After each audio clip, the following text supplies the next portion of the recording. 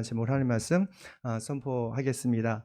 모세와 이스라엘 백성이 출애굽을 한 후에 시내산에서 한 달 동안 머물게 되었습니다. 그 한 달 동안 머물면서 하나님께서는 이스라엘 백성들에게 언약, 즉 십계명을 주시고 모세로 하여금 오늘 이 레위기를 쓰게끔 하셨어요. 이 레위기는 시내산에서 모세가 쓴 것이죠. 화면을 보여주시면 레위의 키워드는 거룩, 카도시라는 말을 합니다. 우리가 나사렛 어떤 교회죠? 성결 교회죠. 그러니까 거룩하다, 성결하다는 거의 비슷한 똑같은 의미라고 우리가 이해하시면 되고요. 카도시, 그러니까 성결, 홀리네스죠. 거룩하다는 의미는 제약된 세상과는 구별되는 것을 의미하고 있죠. 그러니까 세상 사람들이 자신의 욕망과 욕심대로 살아갈지라도 우리는 거룩하신 하나님의 말씀에 순종하며 살아가는 것을 의미합니다. 우리가 성결하면, 홀리네스, 성결하면 두 가지가 의미가 있어요. 하나는 아주 개인적인, 어떻게 보면 소극적인 개념이죠. 바로 이 죄로부터, 이 많은 유혹으로부터 나를 깨끗게 하는, 나를 지키는 것이 첫 번째 성결이고, 어떻게 보면 적극적이고 사회적인 성결이 있습니다. 그러니까 우리의 이 성결한 삶을 통해서 주위에 있는 많은 사람들에게 성결의 삶을 살아가는 것, 즉 빛과 소금 역할에서 주위 많은 사람들에게 성결케 하는, 거룩케 하는 삶을 바로 적극적인 성결, 사회적인 성결이라 하죠. 그러니까 우리가 성결하게 살기 위해서, 거룩하게 살기 위해서 하는 작은 몸짓도 하나님 보시기에는 그것이 사회적인 정말 성결이라고 볼 수가 있습니다. 죄로 오염된 사람은 거룩하신 하나님을 만날 수가 없어요. 우리가 빛과 어두움이 함께 공존할 수 없듯이 죄인과 거룩하신 하나님은 함께 공존할 수 없습니다. 구원의 빛이 확 비치면 사망의 그림자는 사라질 수밖에 없는 것이죠. 하나님은 생명의 빛이십니다. 믿으시죠? 생명의 빛이세요. 그 생명의 빛이기 때문에 거룩하지 않는 사람은 주님께 나아갈 수가 없죠. 그래서 반드시 주님께 회개를 하고 거룩하신 하나님께 나갈 때 우리는 주님과 동행할 수가 있습니다. 그렇지 않으면 주님께서는 그 죄인을 어쩔 수 없이 죽일 수밖에 없어요. 그래서 성경에 보면 하나님께서 경계선을 이렇게 쭉 그어놓으셨어요. 그래서 백성들이 그 경계선을 넘어오면 죽었으니까 넘어오지 말라는 것이죠. 즉 거룩한 만큼 우리는 하나님께 가까이 갈 수 있고, 거룩하지 못하면, 성결하지 못하면 그 경계선은 밖으로 갈 수밖에 없습니다. 심지어 제사장조차도 성결하지 않으면 죽는 것을 보게 돼요. 특히 여러분 아론 아시잖아요. 아론의 사랑하는 네 아들이 있었는데 두 아들 나답과 아비후도 금지된 불을 주님께 드림을 통해서, 성결하지 못한 행동을 통해서 불이 나와서 타 죽는 것을 보게 됩니다. 그만큼 하나님은 하나님을 믿는 사람들에게 그냥 어정쩡한 그런 삶이 아니라 어떻게 보면 상당히 높은 수준의 성결한 삶을 요구하고 계십니다. 왜냐하면 우리는 하나님의 나라에서 영원히 살아갈 하나님의 자녀이기 때문에 그렇습니다. 그러면 죄로 오염된 우리가 어떻게 하나님께, 거룩하신 하나님께 나아갈 수 있을까? 오늘 그 방법이 바로 레위기에 말씀하고 있어요. 구약 시대에는 제사를 통해서, 지금은 예배겠죠. 이 제사를 통해서 주님께 나아갈 수가 있었습니다. 구약 시대에는 무슨 제사가 있었어요? 번제, 소제, 화목제, 속건제, 속죄제, 이 5가지 제사를 드렸어요. 근데 이 5가지 제사에는 예수 그리스도의 어떤 사역과 또한 그분의 성품이 담겨 있는 것을 보게 돼요. 이 레위기는 이 5가지 이 제사법을 통해서 어떻게 하면 우리가 주님께 나갈 수 있는지를 알려주고 있습니다. 근데 우리 예수님이 하나님의 어린 양이 되셔서 십자가에 못 박혀 죽으심으로 이 5가지 제사를 완전히 폐하셨어요. 그리고 새롭게 그분의 그 어린 양의 보혈로서, 어린 양의 보혈로서 새로운 어떤 제사법을 우리에게 주셨던 것이죠. 그래서 우리는 더 이상 이 번거로운 제사가 아니라 어린 양 예수의 보혈을 믿음으로 더 완전하고 완벽한 예배를 드리게 되었습니다. 우리는 예수의 보혈을 믿음으로 하나님이 계신 지성소까지 들어가서 하나님의 은혜를 지금 오늘 이 순간에도 경험할 수가 있는 것이죠. 히브리서 10장입니다. 읽습니다. 우리는 예수님의 피를 힘입어서 담대하게 지성소에 들어가게 되었습니다. 그러니까 이게 오늘 말씀이 참 쉽지는 않습니다. 우리가 성전을 보면 성전 뜰이 있고 성소가 있고 지성소가 있어요. 그 지성소는 너무너무 거룩한 곳이어서 아무 때나 들어가지 못했어요.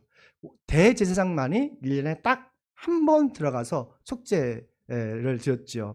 근데 성경을 말씀 보면 누구의 피로? 예수님의 피를 힘으로써 지성소에 들어갈 수 있게 되었다고 성경은 말하고 있어요. 그러니까 우리는 예수 그리스도의 죽음과 부활을 믿음을 통해서 날마다 지금 이 순간에도 우리는 거룩한 지성소에 들어가서 거룩하신 하나님과 만날 수 있고 교제할 수 있는 그런 특권을 누리고 있는 것입니다.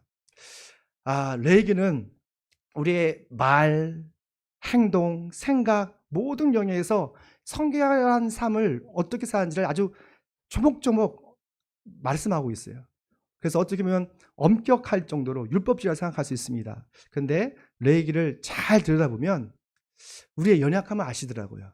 우리의 부족함을 아시고 우리를 충분히 배려하신 하나님을 볼 수가 있습니다. 특별히 오늘 본문 말씀은 산모와 아기야와 같은 사회적 약자들을 아주 촘촘히 돌보시고 배려해 주시는 하나님의 따뜻한 마음을 볼 수가 있습니다. 그러면 거룩하신 하나님은 우리의 어떤 상황에서 배려하시고 긍휼을 베푸신지를 말씀을 통해서 함께 살펴보겠습니다. 함께 있습니다.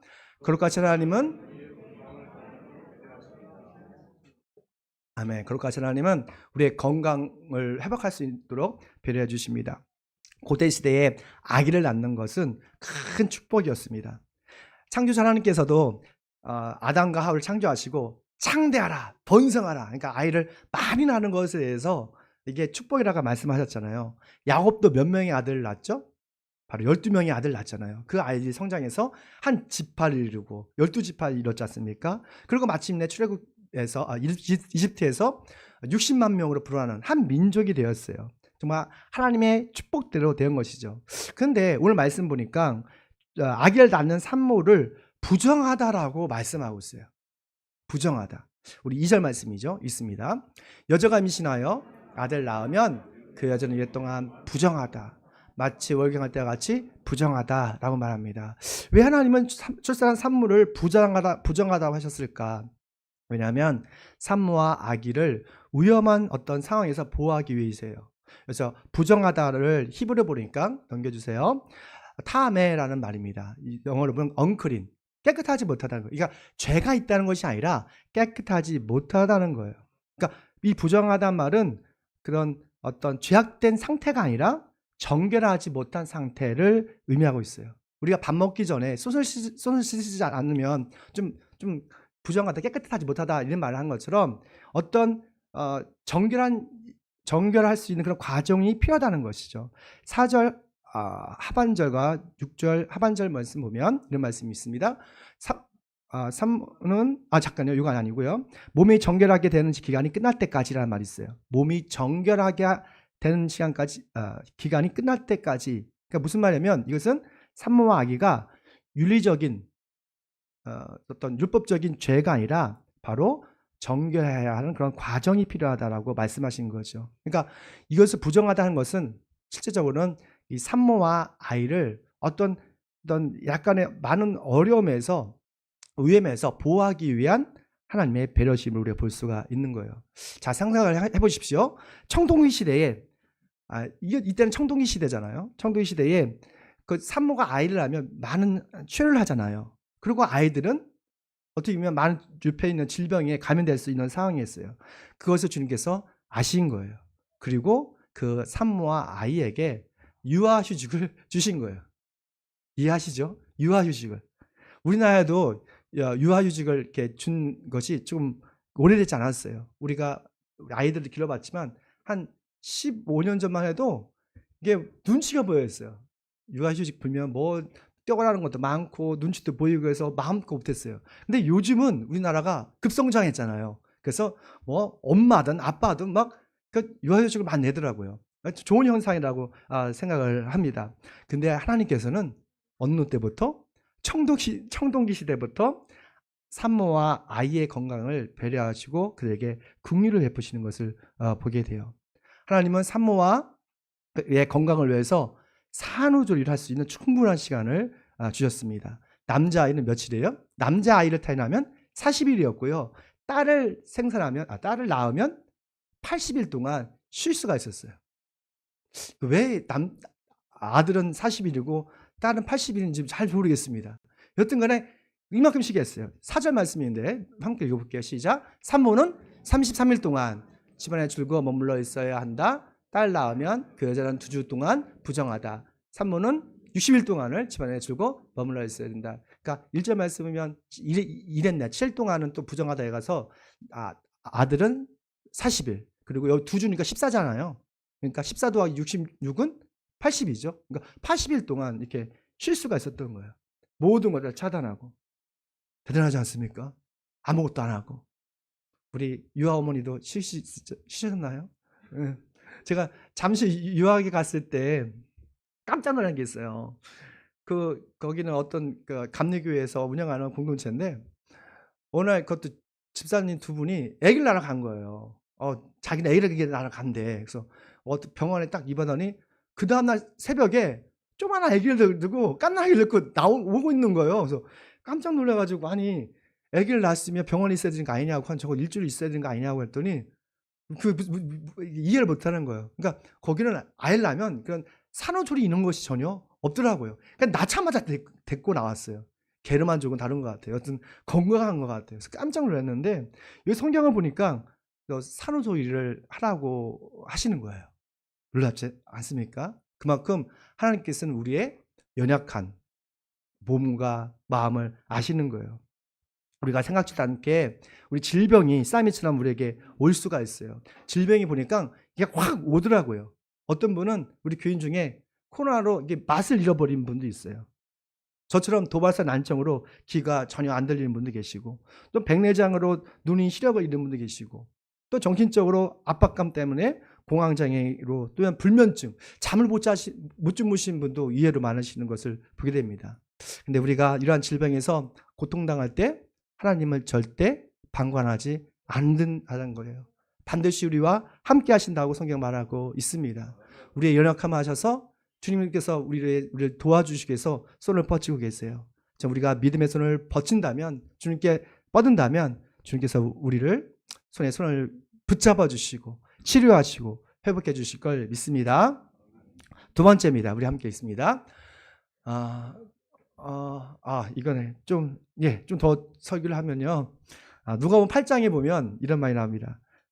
혈루증 여인에 대한 부정한 여인이 나오는데요. 우리가 12년 동안 그 만성적인 출혈 때문에 교회도 못 가고 그리고 주변의 공동체와 단절된 사람이 살았습니다. 아마도 그녀는 얼굴이 창박했을 거예요. 왜냐하면 항상 하혈을 하기 때문이죠. 주변 사람들 알았을 겁니다. 이 사람은 질병에 걸린 사람이야. 그렇기 때문에 그 사람을 멀리했겠죠. 근데 이 여자분은 돈이 많았어요. 그래서 자기 병을 치료하기 위해서 이 의사 저 의사 많이 찾아다녔죠. 그래서 그 의사를 찾아다녔지만 사실은 그 모든 재산을 다 잃었던 것을 보게 됩니다. 그런데 어느 날 그녀에게 질병을 치료할 수 있는 기회가 찾아왔어요. 예수님께서 야이로의 집으로 가는 길이었는데 마침 그들 중에 혈루증 여인이 있었던 것이죠. 그녀에게 갑자기 믿음이 생겼습니다. 예수님의 옷자락을 만지면 치료받을 수 있다는 그런 믿음이 생겼어요. 주변에 많은 사람들이 있었죠. 하지만 오직 그 혈루증 여인만이 믿음으로 예수님의 옷자락을 살짝 잡았어요. 그리고 자신의 몸이 치료되는 것을 느꼈어요. 예수님도 그걸 아셨던 거예요. 예수님도 자신에게서 능력이 나은 것을 아시고 누가 나에게 손을 댔느냐라고 말씀하셨습니다. 그때에 그 여자가 숨길 수가 없어서 주님, 내가 주님의 옷자락을 잡았는데 이렇게 치료됐습니다 라고 사람들 앞에서 간증을 했어요. 그 여자 예수님께서 그녀의 믿음을 이렇게 칭찬하는 것을 보게 됩니다. 누가복음 8장 48절 말씀인데요. 읽습니다. 그 여자 예수께서 그 여자에게 말씀하셨다. 딸아, 네 믿음이 너를 구하였다. 평안히 가라. 아멘. 그러니까 예수님이 부정한 여자가 어떻게 보면 성경적으로 보면 그 여인은 부정한 여인이에요. 부정한 여자가 예수님의 옷자락을 만졌을 때 책망하지 않으셨다는 거예요. 그녀의 믿음을 보시고 칭찬하시면서 여기서 핵심 뭐가 저에게는 딸이에요. 딸. 예수님의 딸이 아니라 이 여자는 벌써 하나님의 자녀가 된 것을 주위에 있는 많은 사람들 앞에서 예수님께서 공포하신 거예요. 믿음으로 예수님의 옷자락만 만져도 건강이 회복되어지고 치료되어져서 하나님의 자녀가 되는 그런 은혜를 주신다고 말하고 있습니다. 정말 사랑하는 성도 여러분, 우리도 혈루증 여인 믿음으로 예수님의 옷자락을 잡아당기시길 축원합니다. 그러면 우리가 가지고 있는 질병이 치료될 것이고 하나님의 자녀가 되어서 날마다 주님과 동행하는 삶을 살게 될 것입니다. 두 번째입니다. 함께 있습니다. 거룩하신 하나님은 우리의 영혼을 회복하도록 배려하십니다. 아멘. 산모들은 주님이 정하신 정결한 기간이 끝나면 성전에 반드시 올라가야 됐어요. 성전에 반드시 올라가서 여기 성경에 보니까 번제와 속죄제를 드려야 했습니다. 주님은 이러한 예배를 드리게 함을 통해서 우리의 마음에 있는 그 영혼의 메마른 영혼을 치료하시고 회복시키시려는 주님의 배려하심, 또한 주님의 어떤 은혜를 보게 됩니다. 6절 말씀입니다. 있습니다. 산모는 번제로 바칠 1년 된 어린 양 한 마리와 수지로 바칠 집치든 슬기리 새끼 한 마리나 선비든 한 마리를 회막으로 가져가서 제사장에게서 바쳐야 하는데, 아멘. 그러니까 번제와 속죄제를 주님께 바치라고 하잖아요. 우리가 산모가 아들 낳으면 며칠이었죠? 40일을 휴직했었고, 딸 낳으면 80일 동안 집 밖을 나갈 수가 없었어요. 예배 드릴 수가 없었어요. 우리가 오랫동안 예배를 드리지 않으면 마음에 영혼에 메마를 수밖에 없어요. 그래서 주님은 그 산모에게 하나님께 예배드림을 통해서 이 영혼에 쌓였던, 우리 마음에 쌓였던 모든 영혼의 찌꺼기를 하나씩 씻겨주기 원하셨다는 것이죠. 그리고 우리의 영혼과 마음을 회복시키기 원하셨다는 거예요. 하나님 우리의 영혼과 몸을 건강하고 흠이 없는 거룩한 삶을 살기를 원하십니다. 제가 이렇게 말씀을 쭉 읽다 보니까 이 거룩, 홀리네스와 건강하고는 너무 비슷한 말 같아요. 우리가 건강하게 원하잖아요. 마음도 건강하고 상처받지 않고 육신도 건강해서 내가 뛰어갈 수 있고 마음껏 하고 싶은 운동도 하고 싶잖아요. 이 모든 것이 건강이거든요. 그러니까 레이기 보면 홀리네스, 어떻게 보면 거룩이지만 성결이지만 또 건강인 거예요. 주님께서는 내가 거룩하니 너희도 거룩하라고 말씀하셨어요. 어떻게 보면 주님께서 건강하니 너희들도 영혼과 몸이 건강하게 바란다 라고 말씀하셨어요. 아까 거룩하다는 뜻은 세상과 구별된다는 거잖아요. 그러니까 세상과 구별된 사람은 하나님과 친구처럼 동행하는 사람이에요. 사실 모세는 하나님과 친구처럼 동행했던 사람입니다. 하나님께서는 모세와 대화할 때 친구처럼 얼굴을 맞대고 대화를 하셨기 때문에 그렇죠. 우리 출애굽기 33장 11절 말씀입니다. 있습니다. 그래서 마치 사람이 자기 친구에게 말하듯이 모세의 얼굴을 맞이하고 말씀하셨다. 예, 읽어주셔서 감사합니다. 그래서 주님께서는 마치 누구처럼? 자기 친구처럼, 정말 친한 친구처럼 모세와 마주보고 대화를 하셨다고요. 엄청난 말씀 아닙니까? 피조물이, 창조된 인간이 창조주 하나님과 대화를 했었다는 것은 영광스러운 일이 아닐까요? 근데 하나님은 모세와 친구처럼 지금 자신의 속마음까지도 이렇게 다 털어놓으셨던 걸 보게 돼요. 저는 출애굽기와 레위기를 보면 막 하나님의 막 분노도, 턱 터지는 마음도 이렇게 볼 수가 있잖아요. 하나님께서 이스라엘 백성을 정말 사랑하셔서 구원하셨는데 이상한 소리 하고 우상 숭배하고 있고 딴짓하고 있고 와, 속 터진다. 이걸 다 죽여버려? 라고 하니까 하나님 그러시면 안 됩니다. 라고 이렇게 모세가 말을 하잖아요. 그런 건 뭐냐면 하나님의 이 속마음까지도 우리에게 알려주시는 거예요. 우리가 거룩해져서 성결해지시면 하나님과 정말 친구처럼 속마음까지도 터놓을 수 있는 그런 존재가 된다는 거예요. 우리 일상에서 예수님과 정말 우리 속마음까지 터놓으십니까? 우리가 나의 아내, 남편도 알지 못하는 그런 우리 어려움이 있잖아요. 그런 고통이 있잖아요. 그런 것까지도 주님께 털어놓을 수 있고, 심지어는 하나님께서도 우리 가정을 위해서, 우리 교회를 위해서, 우리 직장을 위해서 정말 가슴 아픈 것들 털어놓을 수가 있는 것이죠. 이것이 친구예요. 예수님은 어리숙한 제자들을 제자로 부르지 않고 친구라고 부르기를 원하셨어요. 요한복음 15장 15절입니다. 있습니다. 너희는 나의 친구이다. 내가 아버지께서 들은 모든 것을 너에게 알려주었기 때문에. 이 말씀은 정말 충격적인 말씀이 아닙니까? 지금도 그렇지만 옛날 그 당시에 그 랍비와 제자는 하늘과 땅의 차이잖아요. 그 당시 제자는 스승의 그림자도 밟지 못했던 그런 시대였어요. 그런데 예수님은 제자들을 뭐라 불렀어요? 친구라고 부르셨어요. 친구라고. 왜냐하면 여기 말씀 보니까 하나님의 아버지의 뜻을 뭐 했기 때문에? 제자들에게 알려주었기 때문에 그래요. 이게 되게 중요한 포인트입니다. 하나님의 뜻을 알면, 하나님을 알면 우리는 예수님과 친구가 되는 거예요. 그럼 하나님 아버지의 뜻은 무엇일까? 요한복음 전체를 읽어보면 예수 그리스도를 믿는 거예요. 그리고 하나님의 자녀가 되는 것이고, 자녀가 돼서 영원한 생명을 얻는 것이고, 성결한 삶, 음란하고 세상적인 삐뚤어진 삶이 아니라 성결한 삶을 사는 것이 하나님의 뜻이죠. 우리가 하나님의 뜻을 알고 예수님을 믿고 예수님의 친구처럼 우리가 이야기할 수가 있습니다. 왜냐하면 우리가 하나님의 뜻을 알고 예수를 믿으면 우리 안에 성령께서 임재하시기 때문이에요. 그러면 우리가 어떻게 메마른 우리 영혼을 회복할 수 있을까? 그리고 성결한 삶을 살 수 있을까? 성경은 하나님이 기뻐하시는 예배를 드려야 한다고 말씀하고 있습니다. 왜냐하면 예배를 통해서 우리의 메마른 영혼이 살아나고 성령의 충만함을 받기 때문에 그래요. 요한복음 4장 23절 말씀 보니까 함께 읽습니다. 아버지께서 이렇게 예배드리는 사람들을 찾으신다. 하나님은 영이시다. 그러므로 하나님께 예배드리는 사람은 영과 진리로 예배를 드려야 한다. 이 말씀입니다.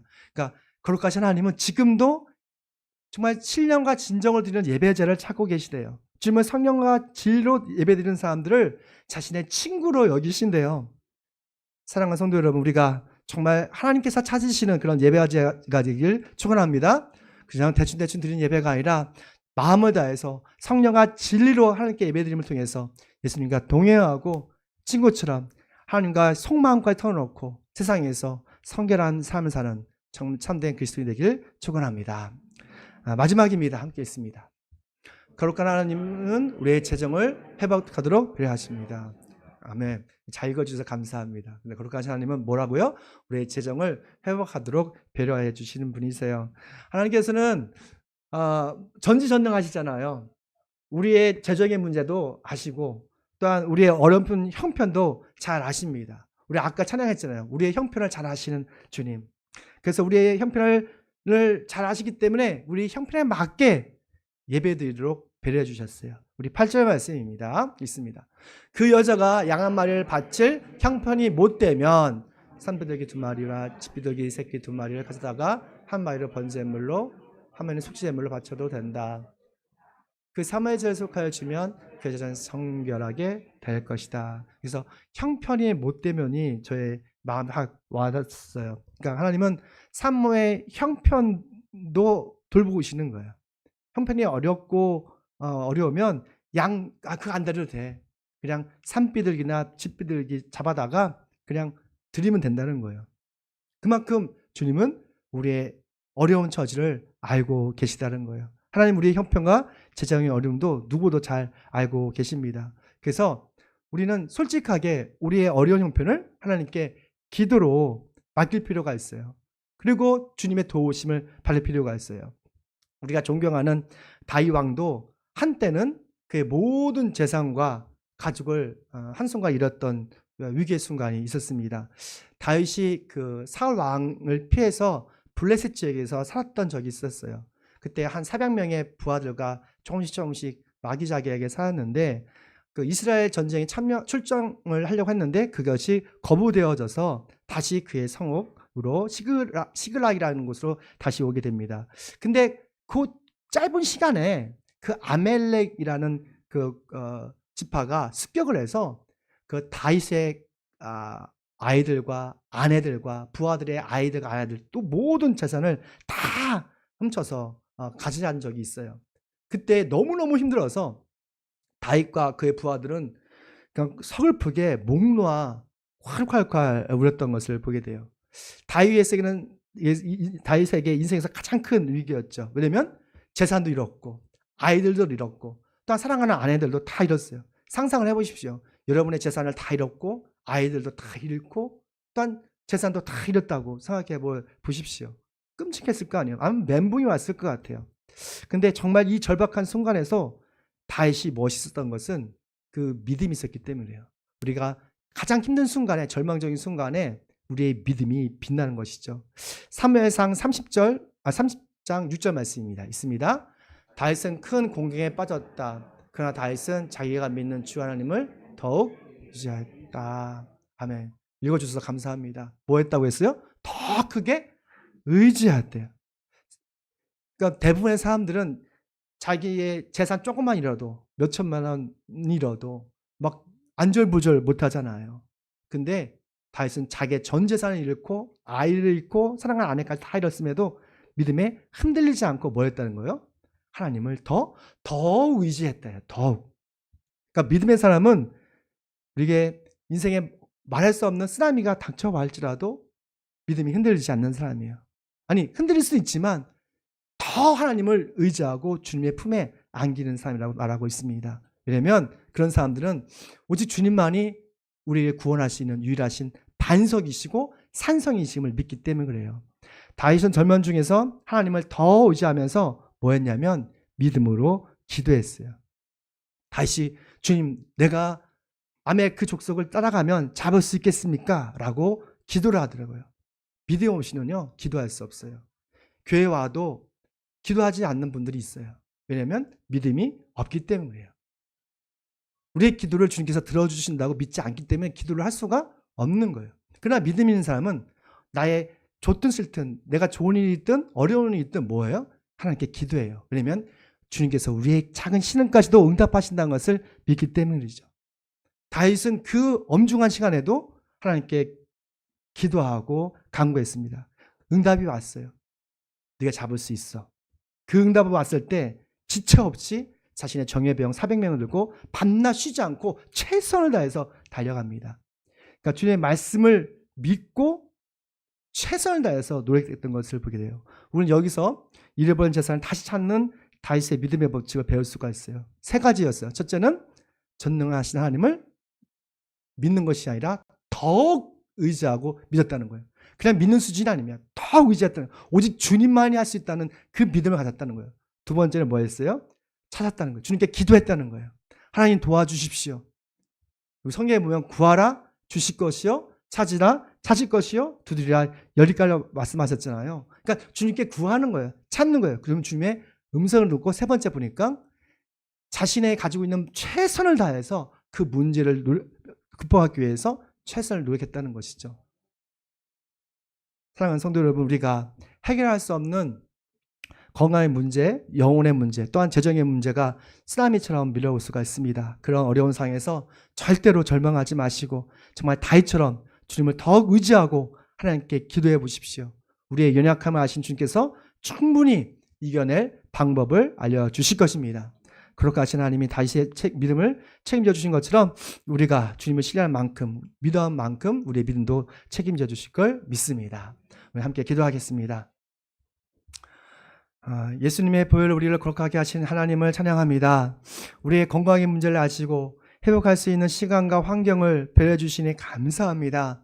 우리의 영혼의 문제, 마음의 아픔을 아시고 성령과 진료드리는 예배를 통해서 회복할 수 있는 해주시니 감사합니다. 또한 우리의 재정의 문제를 우리가 감당할 수 없지만 우리가 믿음으로 더욱 주님을 신뢰하고 또한 하나님께 기도하고 또한 최선을 다해서 열심히 애쓸 때에 회복할 수 있는 해주심이 감사합니다. 우리가 날마다 거친 세상을 살아가지만 우리 향하신 거룩하신 하나님의 배려심과 궁리하심을 깊이 생각하게 하여 주시옵고 우리가 감사함으로 우리가 겪는 이런 삶의 문제들을 넉넉히 이겨낼 수 있는 성결한 그리스도인이 되게 도와주시옵소서. 예수님 이름으로 기도드립니다. 아멘. 우리 이어서 보혈 찬송 부르시면서